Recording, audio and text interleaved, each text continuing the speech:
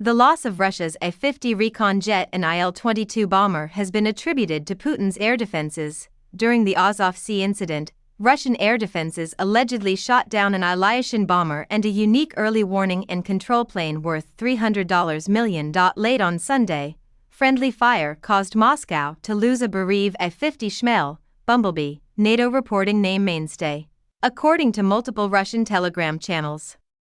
Additionally, it was stated that an Il-22 Il-22M had sustained damage. Ukrainian forces shot down the aircraft, according to RBC Ukraine's Monday report, which cited an unnamed source in the Ukrainian military. According to the claims, the Kremlin has remained silent.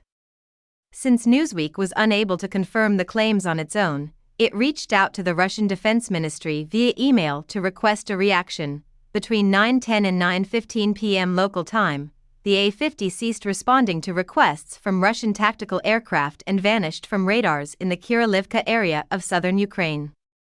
The pilot of a Russian Su-30 jet subsequently found the ignition and crash of an unidentified aircraft, according to RBC Ukraine. Another audio that the news organization allegedly provided shows an intercepted discussion between a dispatcher and an Il-22M pilot who asked for an emergency landing at Russia's Anapa International Airport.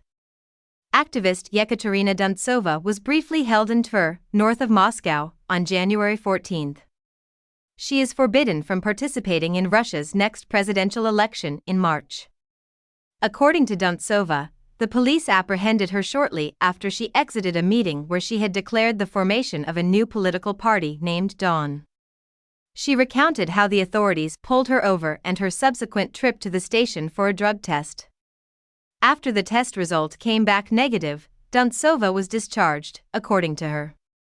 Alleged application errors disqualified Duntsova from standing in the election last month. According to the Vyasna Human Rights Center, 50-year-old political prisoner Vadzim Krosko passed away last week while serving a 3-year sentence for contributing to opposition fundraising operations. Krosko was handed down in August 2023.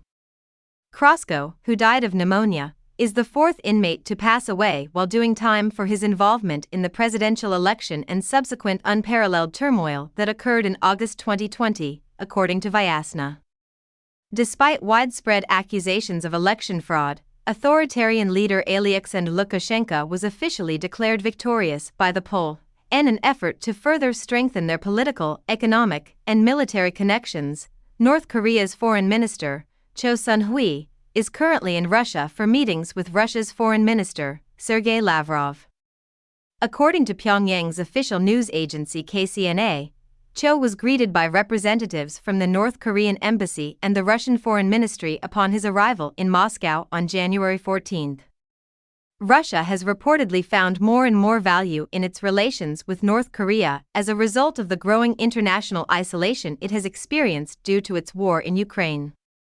Owners from Greece announced on January 14 that all crew members of the tanker that was captured by the Iranian Navy this week are unharmed.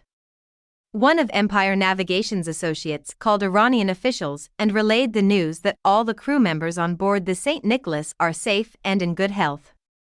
The firm said it was unable to get in touch with the 19-man crew of the ship flying the flag of the Marshall Islands while it was anchored off the coast of Bandar Abbas, Iran.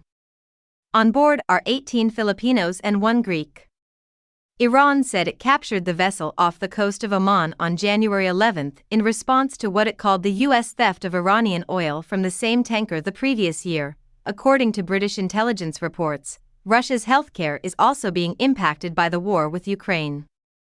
According to the British Defense Ministry's regular intelligence update on January 14, Russian people are likely experiencing the impacts of the war through cuts to their own healthcare system. According to the ministry's statement, Russian media had claimed that citizens nationwide were experiencing difficulties gaining access to healthcare services. There is a severe lack of antibiotics and other medications. Because of the need to treat wounded soldiers in hospitals, this is likely exacerbated by the conflict.